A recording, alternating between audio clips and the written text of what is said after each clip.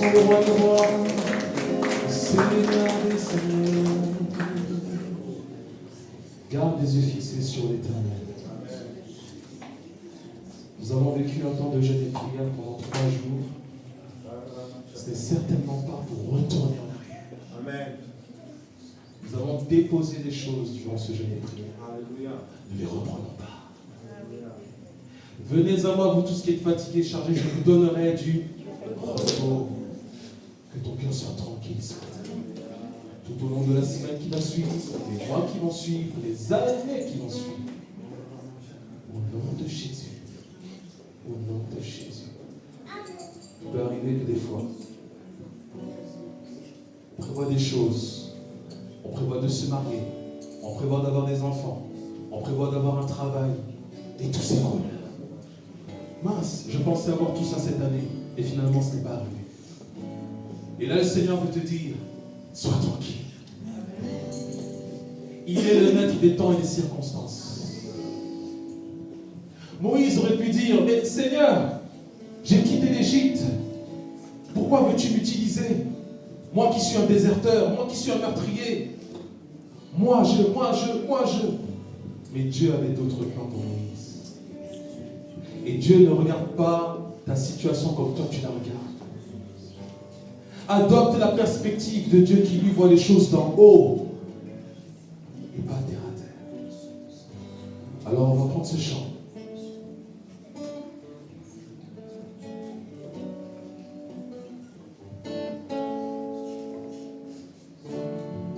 Ce chant qui dit, quand s'écroule autour de moi, mes rêves, mes espoirs, je compte sur toi.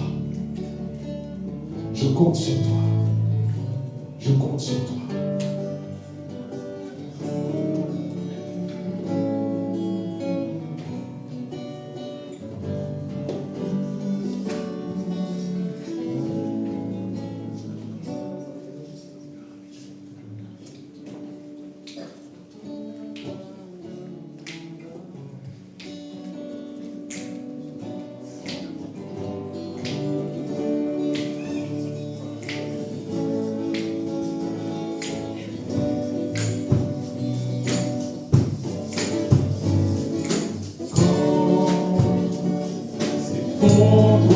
Autour de moi,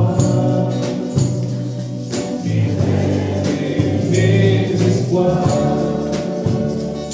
tu viens calmer mon âme. Jésus te prend dans la main ce matin. Quand l'échec a pris la place, je trouve en toi m'appuyer sur toi. On va encore le déclarer. Quand s'effondre autour de moi. Quand s'effondre autour de moi. Mes rêves et mes espoirs. Tu viens calmer mon âme. Je déclare mon âme.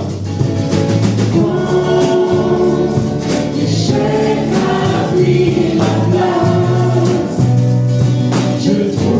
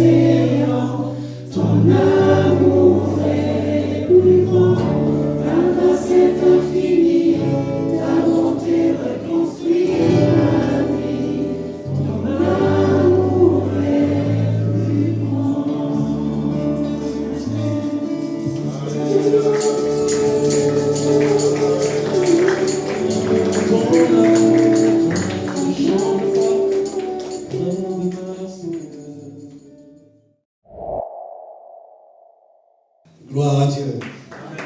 Alléluia. Merci Seigneur Jésus pour cette louange magnifique que nous avons eue ce matin, qui nous rappelle la place de notre Dieu dans nos cœurs.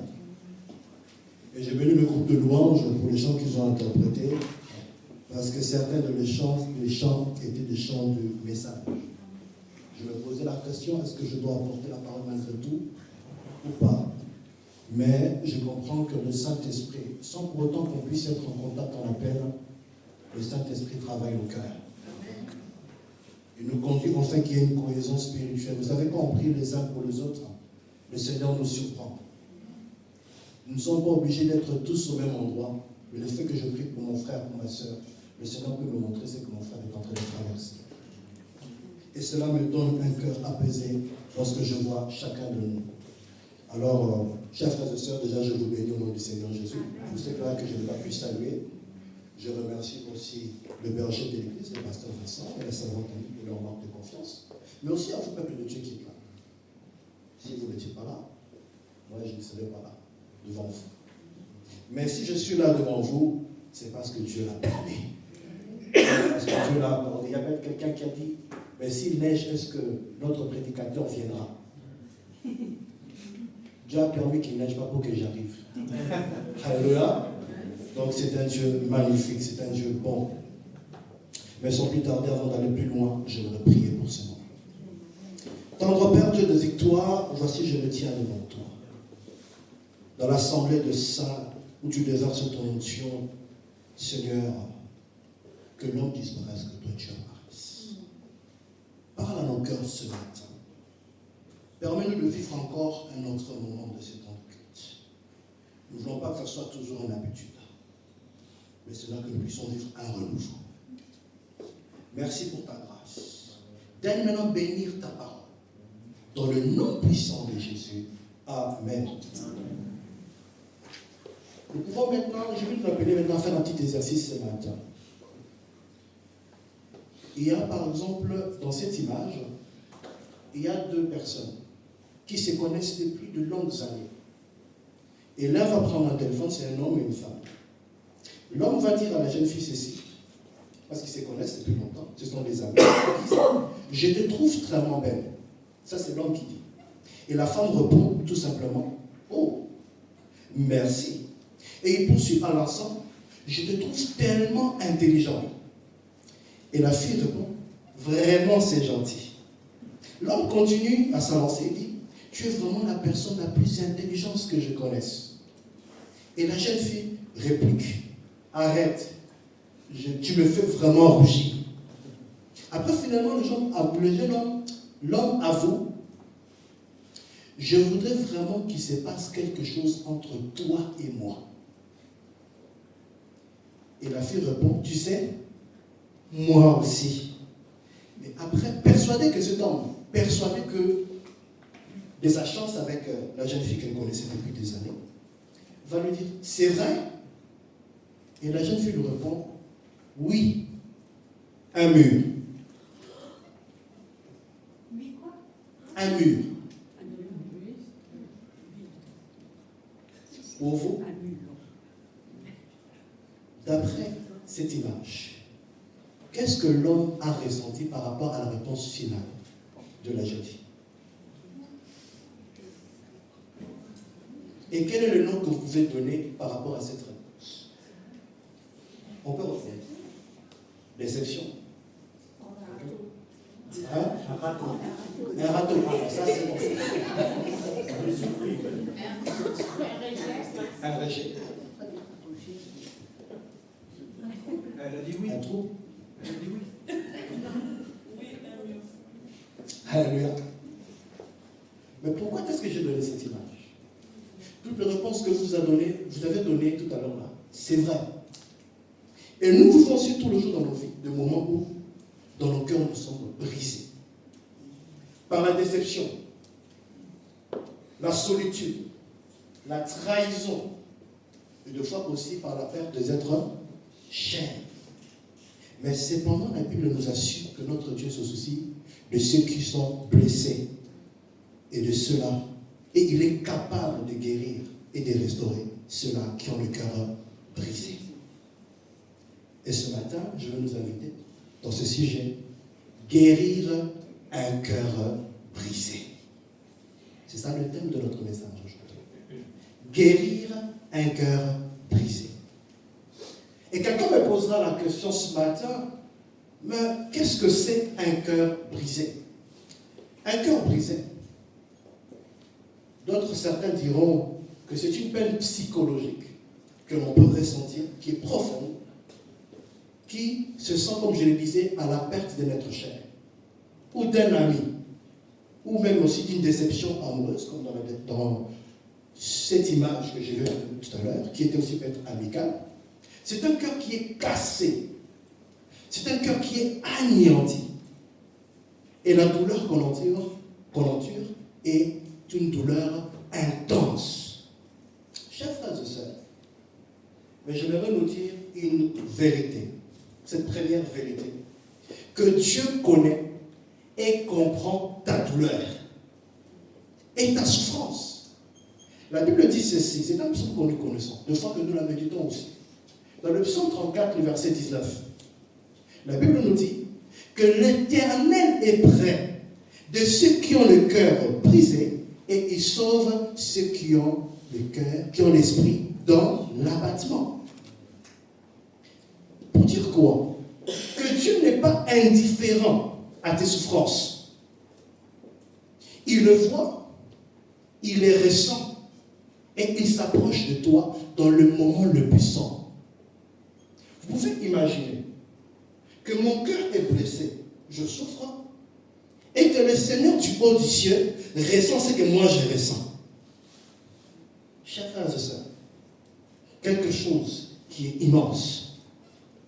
Mais ici, l'Éternel sait comment résister. Mais dans cette situation, il y a quelque chose d'autre qui apparaît. Que lorsqu'on traîne dans un cœur brisé, l'Éternel est celui qui résiste à l'orgueil, mais il ne peut résister à celui qui a un cœur brisé. Il se rend toujours accessible aux gens qui ont l'esprit dans l'abattement. Et dans cette proximité divine avec Dieu, c'est la première étape qui nous amène vers la guérison. Mais je veux ouvrir une parenthèse que je veux fermer très rapidement. L'orgueil ici, c'est une personne qui ne réalise pas dans quel état d'esprit ou de pensée. Non pas la situation, mais comment est-ce qu'il réfléchit lorsqu'il est dans cette situation qui est difficile. Ça peut être aussi une personne qui est consciente de sa situation, mais qui ne veut pas chercher de l'aide. Ou qui ne veut pas qu'on puisse lui apporter pour l'aider à sortir de cette situation qui est difficile à supporter. Mais il est important de noter que une personne ayant vécu une blessure émotionnelle peut développer de comportements susceptibles d'affecter autrui. Et vous savez, parmi nous ici, nous désirons servir Dieu dans la musique, faire le ménage, apporter la parole, aider les autres, faire tout ce que nous pouvons faire. Cela, c'est une démarche, chers frères et sœurs, que je dirais, c'est une démarche qui est louable. Toutefois, il est préférable d'entreprendre cette mission que nous avons dans notre cœur avec un esprit qui est apaisé, mais aussi un esprit qui est équilibré. C'est aussi pourquoi il nous faut, chers frères et sœurs, être guéris du cœur brisé et de ses blessures. Il y a un texte qui me revient dans la Bible qui dit dans Proverbe 17, le verset 22. Dans le français courant, on dit ceci: la bonne humeur favorise la guérison, mais la tristesse fait perdre toute vitalité. Louis II dit ceci: un cœur joyeux est un bon remède, mais un esprit abattu dessèche les os. La médecine affirme, nous allons tous le faire à l'hôpital quand on a quelque chose qu'on ressent, pour savoir comment est-ce que notre corps fonctionne, n'est-ce pas? La médecine affirme ceci, que les fortes émotions négatives peuvent rendre malade en ayant des effets externes. Quels sont ces effets externes? Elles peuvent faire tomber des cheveux par poignées entières, provoquer de violents maux de tête, boucher des cloisons nasales, irriguer les yeux et les nez, qui va provoquer l'asthme et des allergies, resserrer la gorge et être à l'origine des laryngites, tout ce qui touche le larynx. et provoquer des éruptions cutanées, c'est-à-dire des plaques qui apparaissent sur tout le corps, et même la chute dedans. Je vais un peu m'arrêter là. Lorsque j'imagine ce texte, quand je préparais ce message, je me suis arrivé à un moment donné, j'ai calé un peu. J'ai commencé à réfléchir. C'est-à-dire que si mon cœur est brisé, si je traîne sur moi, je suis juste dans la tristesse, je peux perdre mes dents. Vous imaginez? Que notre corps nous envoie des signaux. Et je crois que dans nos vies, chacun de nous, lorsque nous sommes dans un tourment ou dans une forte tristesse, notre cœur ne réagit pas tous de la même manière. Pour certains, c'est les dents qui partent. Pour d'autres, les cheveux. Bon, moi, j'en ai encore un peu, c'est bon. Les dents qui partent, les cheveux. Pour d'autres, c'est aller-retour vers la toilette. Ça peut arriver. D'autres, de fortes fièvres. D'autres, des plaques qui apparaissent sur le corps. Mais ce n'est pas tout. La médecine va encore plus loin. Il dit maintenant de façon interne, les effets internes. Il dit que ça peut provoquer des ulcères. J'entends souvent parler des personnes, de fois quand nous prions, il dit j'ai des ulcères dans l'estomac. De plaies dans l'estomac. Des démangeaisons. On commence tout à un moment donné, vous remarquez, vous commencez à vous gratter, vous ne comprenez pas pourquoi. De fausses couches. C'est là aussi peut rendre des hommes impuissants et beaucoup d'autres choses encore. Chers frères et sœurs, les émotions négatives, la tristesse et certaines choses, chers frères et sœurs, peuvent tuer. Mais il y a un exemple dans la Bible. Cet homme qui s'appelle David. David, dans une époque de sa vie où il va vivre une intense souffrance physique et sa profonde détresse. Et dans cette situation, qui était due à ses péchés qu'il avait connus. Et il va commencer à se dire que Dieu est en colère contre moi par rapport aux choses que j'ai accomplies. Dieu est en train de m'envoyer son châtiment avec fureur. Et il va dire quelque chose. Et là, pendant ce temps qu'il est dans cette souffrance, il va vivre un mal qui va toucher tout son corps, tous ses os. Il va dire ceci dans le psaume 38, le verset 7 à 9. Je suis courbé, abattu au dernier point. Tous les jours, je marche dans la tristesse. Car un mal brûlant dévore mes entrailles. Et il n'y a rien de sain dans ma chair. Je suis sans force, entièrement brisé. Le trouble de mon cœur m'arrache des gémissements. Pour que David puisse s'exprimer ainsi, David, dans cette situation, qui avait touché tout son corps, il y avait des plaies infectées, des plaies purulentes, qui étaient tout le long de son corps. David, dans cette situation, sans aucun doute, lorsqu'il voyait ces choses, il avait compris la raison de la présence de ces choses qui apparaissaient sur son corps. Il est plié à cause de la souffrance, des gémissements. Vous savez, je ne sais pas pour vous si ça vous est déjà arrivé. Moi, il y a des moments où je le sens de forte fièvre, je n'arrive pas à me tenir debout. Il y a ce type de fièvre qui vous tient, vous ne comprenez pas, vous essayez de toutes vos forces de vous tenir debout, vous n'arrivez pas. Et David, dans cette situation, des gémissements, il est en train de pousser des gémissements à cause de ce qui est arrivé. Mais quelque chose marque mon esprit. David, dans cette situation, il est consolé à la pensée que le Seigneur connaît l'angoisse de son cœur et les sentiments qui l'animent, même s'il ne peut l'exprimer. Son cœur est en train de palpiter. La situation est difficile. La force l'abandonne. Ses yeux aussi perdent leurs éclats. Mais David, lui, pense que même si je suis en train de souffrir, même si la plaie est en train d'apparaître sur mon corps, Dieu est présent. Amen. Dieu me voit. Il connaît ma situation. Il ne me laissera pas dans cette situation. Autre chose, lorsque ces plaies sont en train d'apparaître dans la vie de David, même gens qu'il connaissait, ses amis, ne pouvaient pas s'approcher de lui. Commençaient à l'éviter parce qu'on pensait qu'il avait la lèpre. Même les membres de sa famille ne venaient plus les visiter. Et cela m'amène à donner cette vérité. Dieu peut se servir de nos épreuves, qu'elles soient de souffrance, qu'elles soient de maladie ou de chagrin, afin de nous révéler la véritable motivation et les sentiments profonds des personnes qui nous entourent. C'est dans le moment difficile que l'on découvre qui sont véritablement nos amis, qui sont véritablement nos alliés. Mais aussi, c'est dans ce moment qu'on peut voir qui sont les personnes de notre entourage, des personnes qui cherchent à entraver notre réussite, mais sous couvert d'hypocrisie.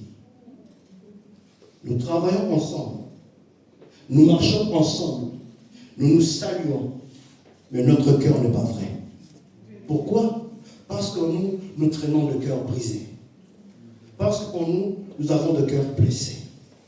Chers frères et sœurs, mais j'ai une bonne nouvelle pour toi. Jésus est le guérisseur par excellence. Est-ce que tu peux dire cela avec moi? Jésus est le guérisseur par excellence. Il a déclaré dans Luc chapitre 4, verset 18, l'Esprit du Seigneur est sur moi. Il m'a envoyé pour guérir le cœur brisé. Par sa compassion, chers frères et sœurs, Jésus offre un chemin de la restauration intérieure, mais aussi qui est extérieur. Et pour cela, Jésus, lorsqu'il s'approchait des gens, il ne guérissait pas seulement ce que nous pouvons voir physiquement dans les yeux. Voilà pourquoi Jésus souvent disait ceci: ta foi t'a sauvé. Or, lorsque Jésus disait ta foi t'a sauvé, il ne guérissait pas seulement le corps physique, le mot qu'on pouvait voir, comme je le disais, mais il guérissait aussi l'âme et l'esprit. Alors ce matin, je vais dire à quelqu'un, pour toi qui traînes un cœur brisé, n'oublie pas que Jésus est le guérisseur par excellence. Il est celui qui guérit ton cœur le plus profond, ton âme et ton esprit, ton corps tout entier. Est-ce que tu crois cela? Alors si tu crois cela, il en sera ainsi pour toi ce matin. L'onction qui descend sur Jésus est celle qui est capable de tout. Voilà pourquoi, dans Actes chapitre 10, le verset 38, c'est un texte que j'aime beaucoup. On nous dit ceci: vous savez comment Dieu a oint du Saint-Esprit de force Jésus de Nazareth, qui allait de lieu en lieu, faisant du bien et guérissant tous ceux qui étaient sous l'empire du diable. Car Dieu était avec lui. Je vais donner quelques exemples. Est-ce que quelqu'un connaît le verre en pyrex? Vous connaissez un verre en pyrex? Vous savez, quand vous tenez un verre en pyrex, soit vous le lancez ou vous le laissez tomber. Quand il tombe à terre, il se brise en 1000 morceaux. N'est-ce pas? Il va se briser en 1000 morceaux. Même après avoir balayé, et que vous revenez un peu plus tard, il y a des fois peut-être sous une chaise, sous une table, que vous retrouvez peut-être un morceau qui était en train de traîner. J'aimerais dire à quelqu'un, c'est ça un cœur brisé. Un cœur brisé, c'est un cœur qui est en 1000 morceaux. Et dans ces cas-là, chers frères et sœurs, de ce cœur qui est en 1000 morceaux, le médecin, les traitements et même la chirurgie ne peuvent absolument rien faire. Mais Dieu, lui, est capable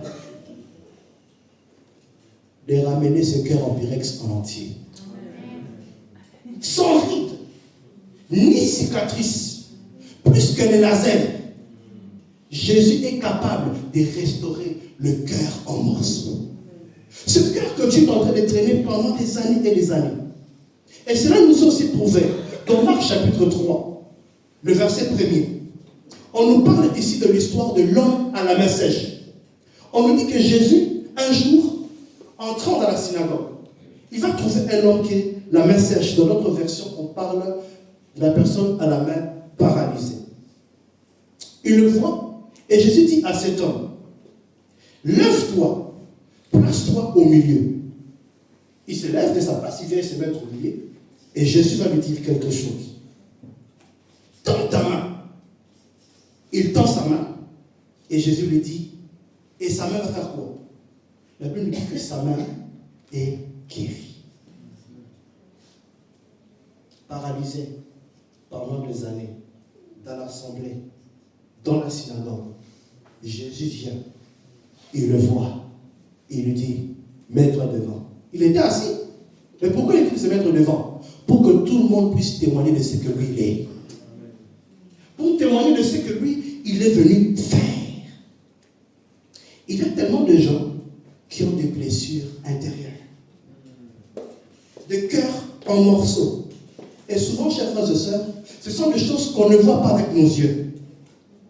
Il peut arriver aussi sur notre route, sur notre chemin, de tous les jours, que nous puissions rencontrer des personnes qui ont un bon sourire, des personnes qui ont une belle apparence, un double visage. Ils vont être souriants, gais et des fois sauter. Mais on est au fond de tout est cassé. Tout est brisé. Comme cette main qui est sèche. Et ce matin, la question est posée.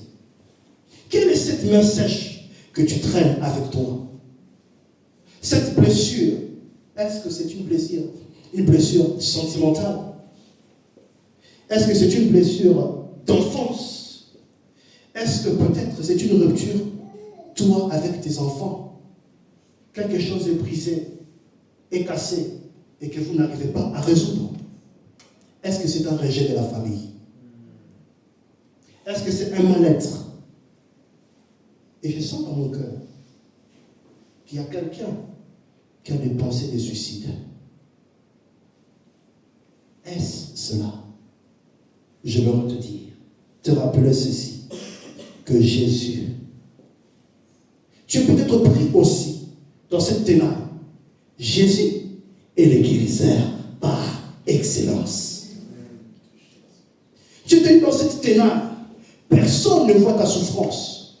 Et des fois, tu as entrepris cette démarche, tu en partages à tes alentours, aux personnes que tu connais.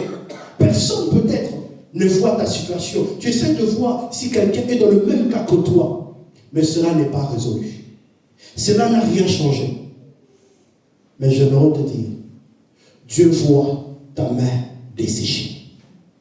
Pour certains, le temps pose problème. Je veux te dire, ce n'est pas le temps de ton souci, ce n'est pas le temps de ton problème, ce n'est pas le temps d'années que tu as passé dans cette souffrance qui compte. C'est que le plus important, que Dieu le voit et il le ressent. Et cela est encore prouvé. La Bible nous dit dans Jean chapitre 5, et je crois, je ne sais pas pour moi, peut-être que c'est la vision de cette église. Jean chapitre 5, le verset 3 à 9. La piscine de Bethesda. On nous dit qu'il était cette piscine de la dernière chance. Sous ce portique, un grand nombre de personnes, des malades étaient couchés, des aveugles, des boiteux, des paralysés.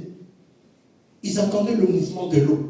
Lorsque l'ange arrive, le premier qui va descendre à temps dans cette piscine, trouver la guérison. Il était guéri de sa maladie. Le verset 5. Là, on nous dit quelque chose. Se trouvait un homme infirme depuis 38 ans. Vous imaginez? 38 ans de blessures. 38 ans de frustration de voir que personne ne pouvait les jeter dans l'eau lorsque l'eau était agitée. Il voyait le miracle devant lui. Des boiteux qui commençaient à marcher. Des aveugles qui pouvaient voir. Lui, dans sa paralysie, dans sa situation, ne pouvait que bouger les yeux. Regardez les choses qui se passaient, parce qu'il ne pouvait pas bouger. Mais dites avec moi un jour. Dites avec moi un jour. La parole de Dieu nous dit, alléluia, cet homme paralysé va rencontrer Jésus. Dans sa situation de maladie, le verset 6 à 9, on dit, Jésus le vit coucher et sachant qu'il était malade depuis longtemps. Qui lui avait dit qu'il était malade depuis longtemps? Jésus nous voit. Il voit notre souffrance. Il les ressent. Alléluia. Il lui dit, veux-tu être guéri? Je ne vais pas dire tout ce que cet homme avait dit. Parce que nous l'avons déjà dit. Je vais dire, tu peux passer ton temps à dire à Jésus, quand il te pose la question, veux-tu être guéri? Tu peux lui dire tout ce que tu veux. Ça, c'est importe peu pour Jésus. Lui, il sait seulement que toi, tu seras guéri. C'est ça le plus important. Jésus ici dit, veux-tu être guéri? Dans cette question, qu'est-ce que Jésus a voulu lui dire à cet homme? Face à tout ce mal-être, je suis loin pour t'annoncer cette bonne nouvelle. Je suis le médecin de l'âme, venu délivrer de la puissance du péché, venu pour guérir ton cœur brisé et penser tes blessures. Je suis venu non pas pour te juger, comme le monde pourrait le faire, mais pour proclamer ta guérison. Lorsque Jésus te dit, veux-tu être guéri? Il veut simplement te dire, pour te rassurer, peut-être que tu ne sais pas qui je suis, mais dans ce que je te dis, comprends qui je suis. Jésus, c'est lui qui a la solution à ton problème. Lorsque je me tiens devant toi, je viens apporter la solution. Pendant toutes ces années, je t'ai observé. J'aimerais dire à quelqu'un, le silence de Dieu, le calme pendant la prière, ne veut pas dire que Dieu est loin de nous. Dieu n'est pas là, non. Même dans ce silence, dans ce calme, Dieu ressent le battement de ton cœur. Il ressent les battements de ton cœur. Et dans cette situation, qu'est-ce qui se passe? Il lui dit, ensuite le verset 8, lève-toi, il lui dit, Jésus lui dit, prends ton brancard et marche. C'est pour lui dire maintenant, ici maintenant, c'est ta foi qui doit être activée pour attirer la puissance qui vient du ciel. En lui disant, prends cela, il lui dit, moi je suis venu pour te guérir, c'est bien. Mais il incombe que toi aussi tu fasses un effort.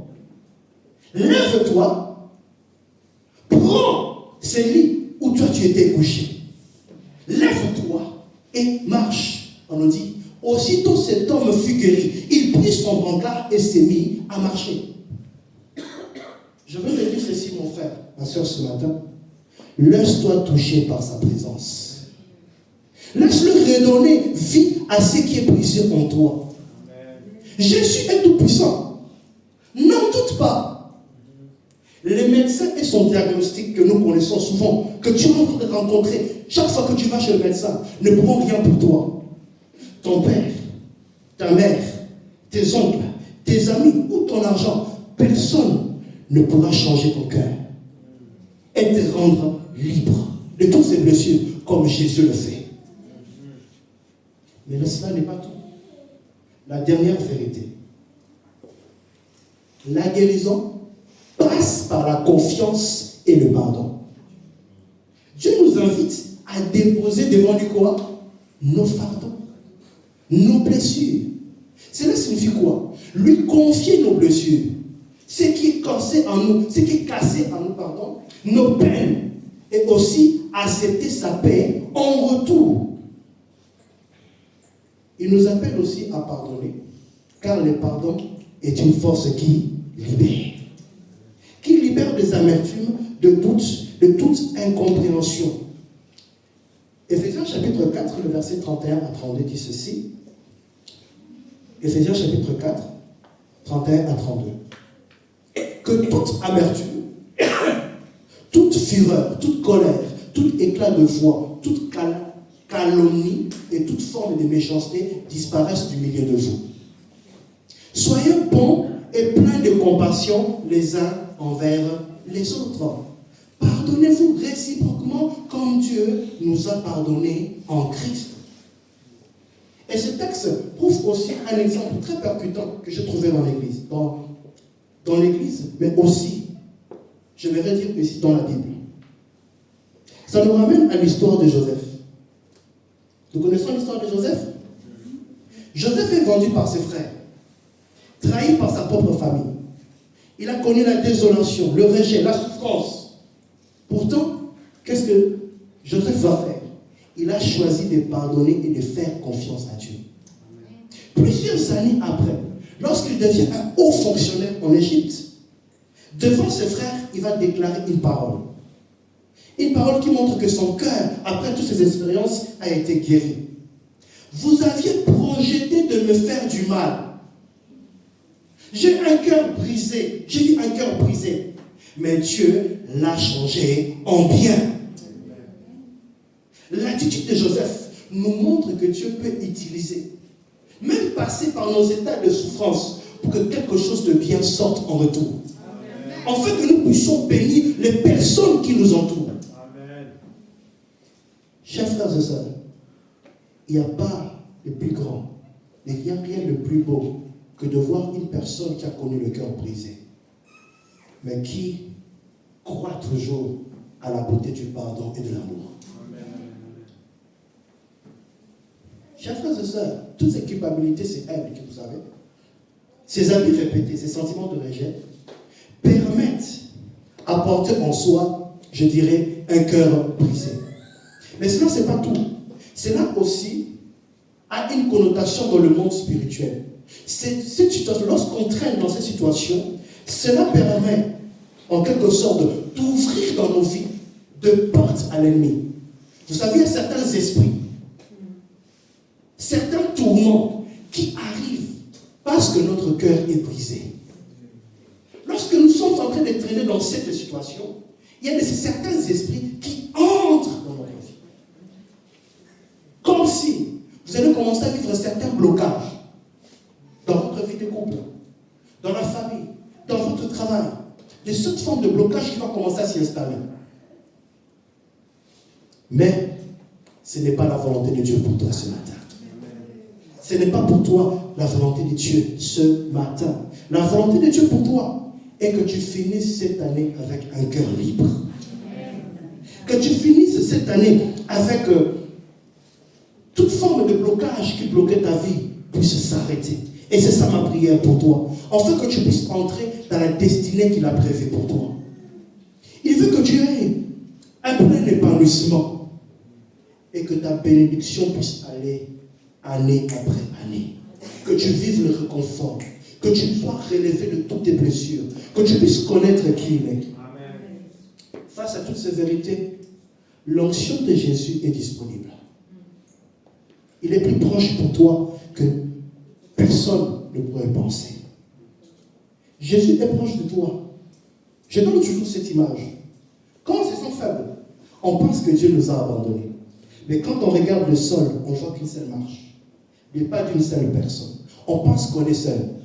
Mais souvent, si on regarde bien dans la prière, le Seigneur nous révèle que pendant tout ce temps-là qu'on était en train de traîner dans cette souffrance, c'est lui qui nous portait. Amen. Je suis en train de marcher avec mon fardeau. Je pense que je suis seul. Mais Jésus est en train de marcher avec moi. Il est en train de penser mes blessures. Il ne me laisse pas. Il continue à dire, mon fils, je suis avec toi. Ma fille, je suis en train d'entendre ton cri. L'heure arrive. Il est là, ici et maintenant. Je suis prêt à te guérir. Amen. Rien n'est trop difficile pour Dieu. Amen. Ce matin, tu es peut-être dans cette situation comme dans Jérémie chapitre 8, on l'a dit. Je suis brisé dans la douleur de la fille de mon peuple. Je suis dans la tristesse. L'épouvante me saisit. Il n'y a point de médecin.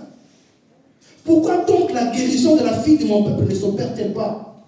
Peut-être que tu es dans cette situation. Tu cherches la guérison.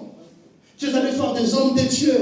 Tu es allé église après église. Tu es allé voir des médecins pour trouver la solution. Tu te poses la question. Chers frères et sœurs, la bombe de Galade, c'est cette bombe, comme cette plante qui existait en Égypte. Dans cette ville, en Égypte. Galade, c'était une ville égyptienne. Et dans cette ville de Galade, il y avait des médecins qui étaient habiles à créer un remède. Ce remède permettait de soigner tous les problèmes respiratoires. Je ne sais pas, dans nos maisons, de fois, quand on a dans le moment où il y a de toux et de fièvre, il y a des bombes qu'on garde avec des Vicks, qu'on utilise, même pour les enfants, des fois, il arrive aussi sur soi, on applique sur son thorax pour qu'en respirant la pression de ce médicament, que la respiration puisse revenir. Et je vais dire à quelqu'un, Jésus ce matin, il est cette bombe de galade là pour toi. Amen. Que tout ce qui te permettait de respirer, lui vient avec sa main bénissante. Il vient la poser sur toi. Afin que tous tes organes qui étaient morts reviennent à la vie. Il est celui qui, dans ta main sèche, desséchée, sans vie où tu n'as plus d'espoir, il est celui qui vient te donner de l'espoir. Pour te dire que ce n'est pas encore fini. Rien n'est encore terminé pour toi. Jésus possède cela. Et quelle sera la démarche que tu vas faire? Quelques applications pratiques que tu vas faire. Dans le moment de tristesse et de douleur, c'est là que je vais m'arrêter. Ouvre ton cœur dans la prière. Ça, c'est la première des choses. Lorsque je suis en train de traverser des moments difficiles, n'ai pas oublié que je puisse ouvrir mon cœur à la prière. Dans ce moment-là, n'ai pas oublié de lire des textes, des passages bibliques qui nous amènent au réconfort. Mais aussi, accorder le pardon même si cela paraît difficile. Moi, votre père qui vous parle, en préparant ce message, j'ai même partagé un petit moment avec le pastoral, le couple qui est là, Vincent et Niki. J'ai peut-être parlé de mon expérience. Très récemment ici, l'été dernier qui vient de passer, j'avais fait un voyage. Pour ceux qui savent, j'avais fait un voyage au pays. Peut-être que là, je n'ai peut-être pas le temps de vous dire tout ce qui s'est passé. Mais j'ai expliqué la situation que j'ai vécue. Jésus sait guérir le cœur brisé.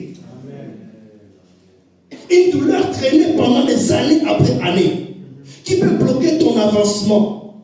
Le Seigneur a déclaré des paroles sur toi. Il y a des personnes ici, le Seigneur a déclaré des paroles précises pour toi de qui tu seras dans la vie. Cette destinée-là, tant que tu es en train de continuer à traîner avec le cœur brisé, rempli de tristesse, bien-aimé, tu n'entreras pas dans cette destinée, quoi que tu fasses. Quelle que soit l'onction, quelles que soient les prières qu'on fasse pour toi, il y a certaines délivrances qui viennent dans notre vie lorsque ce cœur est brisé. On accepte d'ouvrir son cœur à Dieu. On lui laisse changer la destination. L'ennemi qui connaît notre destinée, qu'est-ce qu'il fait? Il fait en sorte que dans notre situation dans ce monde est tellement arrivé à un niveau où on détruit le cœur des gens par des paroles, par des gestes. Et des fois, on ne le sait pas. Il peut arriver aussi que je puisse vous faire mal, par un geste, par la parole. Mais le plus important, ici, c'est d'aller trouver son frère. N'attendons pas que celui qui nous a fait du mal vienne nous demander pardon. Toi qui as ressenti, lui qui a fait peut-être la chose, peut-être qu'il ne saura même pas qui t'a fait du mal. Mais toi qui as ressenti la chose, ça demande un courage. Je vais voir le frère. Je lui dis, je sais que tu m'as fait du mal. Lui, peut-être qu'il ne sait pas. Pendant ces années, j'ai eu ce cœur brisé contre toi. Mais moi, aujourd'hui, je te pardonne. Qu'ils le connaissent, qu'ils ne le connaissent pas. Moi, aujourd'hui, j'ai fait le choix de te pardonner. Mon frère, reçois le pardon. En faisant tout simplement cela, non pas seulement vous avez libéré la personne, mais vous vous êtes libéré vous-même. Ce qui était bloqué dans votre vie, vous rentrez automatiquement, vous alignez par rapport à ce que Dieu a déclaré dans votre vie, qui devait se décréter. Ce que Dieu a déclaré sur ta vie, chers frères et sœurs, je voudrais te dire, c'est ce qui va s'accomplir. Aucune difficulté, aucun problème de ce monde ne pourra empêcher ce que Dieu a écrit sur toi, sur ta vie. Amen. Voilà, chers frères et sœurs, n'oublions pas, recherche le soutien de ton assemblée. Des amis chrétiens qui sont matures spirituellement, qui ne vont pas te juger, mais qui vont te relever. Amen. La dernière des choses, fais confiance à Dieu pour transformer les blessures. Tes blessures subies et connues autrefois, en témoignage de sa grâce. Si aujourd'hui je peux parler de ces choses, c'est parce que je sais dans mon cœur que Jésus m'a guéri. Si je peux parler du témoignage de sa grâce, je sais ce que Dieu a prévu pour moi. À quoi ça serait-il bon de venir prendre un micro et de prêcher la parole si sur moi je traîne encore de tristesse, si sur moi je traîne encore de cœur brisé? Chers frères et sœurs, deux fois dans la vie, il faut être vrai avec Dieu. En résumé, celui qui a le cœur brisé, qui veut être guéri, doit connaître cette chose. La première des choses, que Jésus est proche de moi dans le moment difficile. La deuxième des choses, que Jésus est venu restaurer mon corps, restaurer mon cœur, restaurer mon âme, restaurer mon être tout entier. La troisième des choses, c'est de lui faire confiance. Faire confiance à Dieu. Que la confiance et le pardon apportent la liberté. Il ne s'agit pas d'effacer ce que vous avez vécu, mais de remettre à celui qui a la capacité réellement de transformer cette souffrance en une espérance et en une vie nouvelle. Dis-lui tout. Parle à Jésus ce matin. Ne te l'empêche pas. Fais tout ce qu'il faut. Et le Seigneur, je te rassure que le Seigneur entend ton cri. Il est plus proche de toi et il fera quelque chose pour toi ce matin. Si vous voulez, nous allons nous tenir debout.